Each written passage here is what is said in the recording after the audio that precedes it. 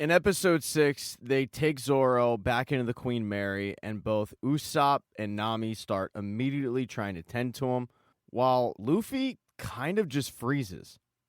Nami kind of takes control and tells Luffy, go back to the Barati and get somebody, get help.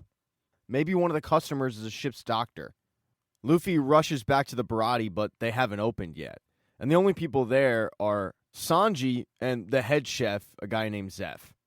Luffy immediately starts going into explaining why he's there, what he needs, but Zeph says the closest doctor is on the Konomi Islands. That's a 2-day sail from here. And Luffy knows that 2 days is something that Zoro doesn't have. Zeph isn't planning on helping out Zoro, but when Sanji decides to help out, Zeph decides to tag along. While Zeph isn't a doctor, he's a chef, he has seen some stuff, and he has picked up some tricks.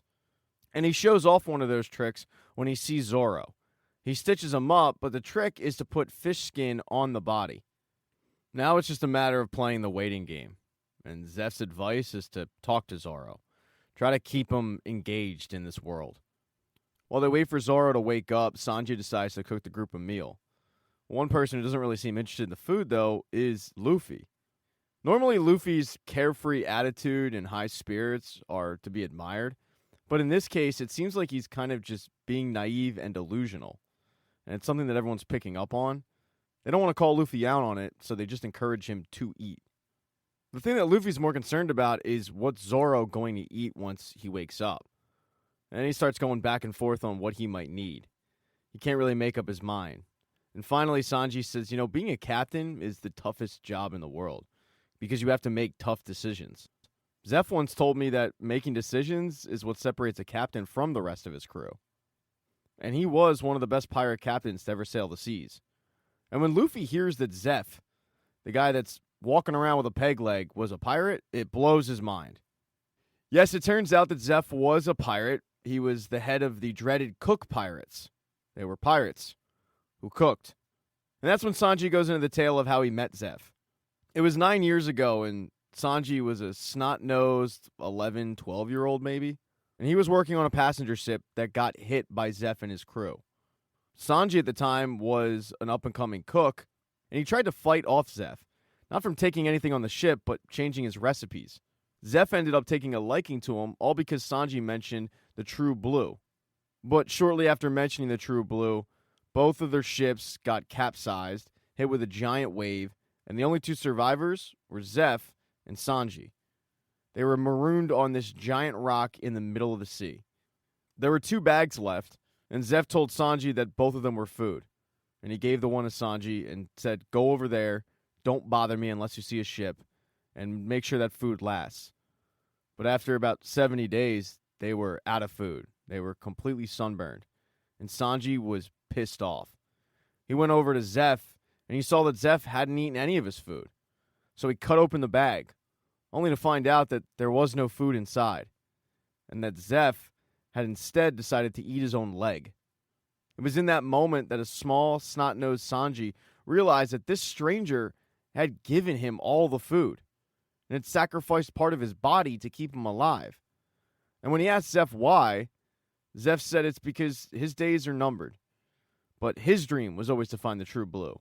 So he admired a young kid for having the same dream, and he wanted him to carry that dream on. One day, carry out the dream for the both of them.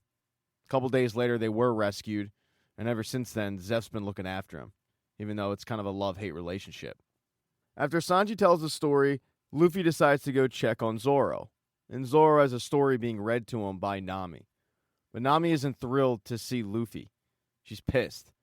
She rips into Luffy for allowing Zoro to fight. He didn't have to do that. He didn't have to encourage him. He shouldn't have encouraged him. He should have talked him down. And Luffy understands the situation that Zoro's currently in, but he explains to Nami, I'm not going to kill someone's dream. I'm going to support it. And that's where the two differ. Because Nami thinks that sometimes people should just put their dreams aside. She gets so annoyed that she has to leave to go and marry, just to get some fresh air. But she hears a commotion coming from Barati, and when she pokes her head in, she sees that there's some interesting people that are causing a ruckus. It's Arlong and 2 of his minions. They've shown up. they've procured a table and they're refusing to leave until they find Monkey D. Luffy. At this point, brunch has started, so there are a ton of scared patrons in Barati. And Zeph has tried to kick these guys out, but to no luck.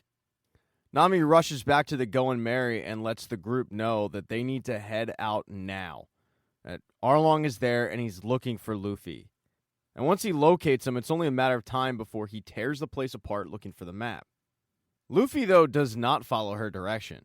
Once Sanji starts walking to the door because, as he puts it, if Baratier is in trouble, I have to protect it, Luffy says, I'm right behind you.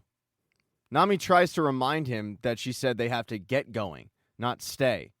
But Luffy says, no, I'm staying. You guys fed us, so I'm going to protect you. Nami continues to try to talk sense into Luffy, but to no avail. I mean, she brings up the fact that Arlong has the highest bounty in the seas, but it doesn't work. Luffy's just too stubborn and hard-headed. So the two walk back into Barati and find that, yes, Arlong is there. He is terrorizing the patrons. And he thinks that just his lore is going to scare off Luffy into giving him the map, but he finds that Luffy is either insulting him or he's just very, very ignorant to who Arlong is. Luffy asks him, how did you find me anyway? And Arlong says, an old friend helped me track you down.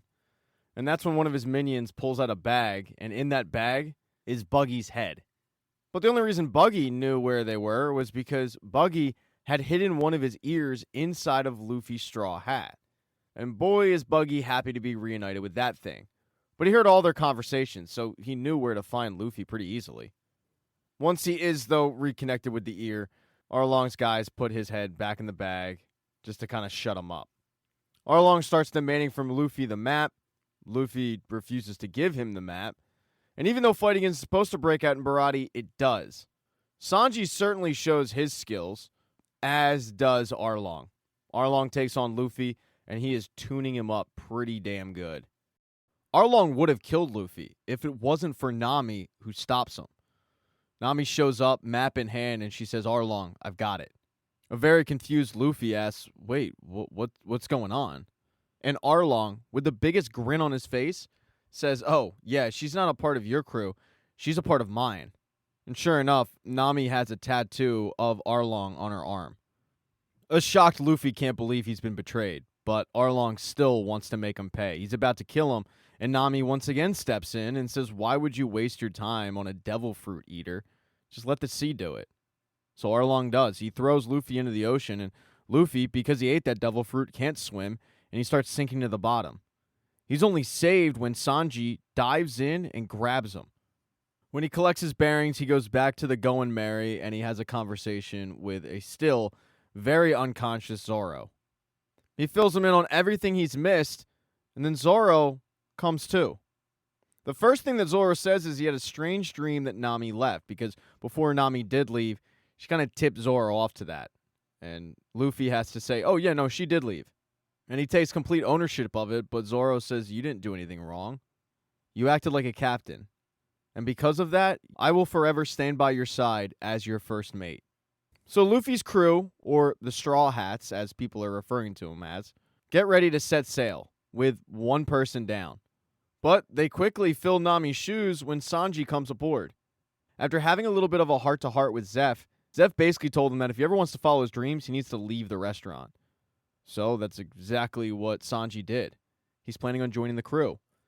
As they set sail, a very emotional Sanji says goodbye to Zeph and tells him how much he appreciated everything he did for him, and he'll never forget him. Once the crew does hit the open water, they try to formulate a game plan, but Luffy tells them, we're not going to the Grand Line. We're going to get Nami back. And I know just the person who can help us do that. He then pulls out a bag, and Buggy's head is in it. He swiped it from the restaurant when Arlong's crew just left in a hurry. Now, as for Luffy's grandfather, he's really pissed off because he gets a visit from Mihawk, who tells him, oh, I found your boy, but I didn't bring him in. I didn't feel like it. And when Garp reminds him about the agreement they have regarding the Marines and the 7 pirate lords, he doesn't care. He's more interested to see how this plays out with Luffy, and as he leaves, he tells Garp, who knows, maybe your grandson will find the One Piece. And that sets Garp off. He starts destroying his office, And Kobe, who was eavesdropping outside, ends up seeing the destruction. When Garp finally does calm down, Kobe tries to talk some sense into him. Because, after all, he did spend a lot of time with Luffy. And he tries to tell Garp, yeah, he's a pirate, but he's not a normal pirate. And all Garp hears is pirate. And it reminds him that he failed in trying to make Luffy a Marine. But Kobe says, sir, no disrespect, but nothing you could have done would have changed Luffy's mind. He's a free thinker. And it seems like Kobe has gotten through to Garp, who says, I've been doing things all wrong. Get the crew together. I'm going to address him. But then he surprises Kobe when he does address the crew and he says that he has been doing things all wrong. He's been taking these Straw Hat Pirates a little too loosely. And now they're out for justice by any means necessary. They're going to find them and they're going to bring them down.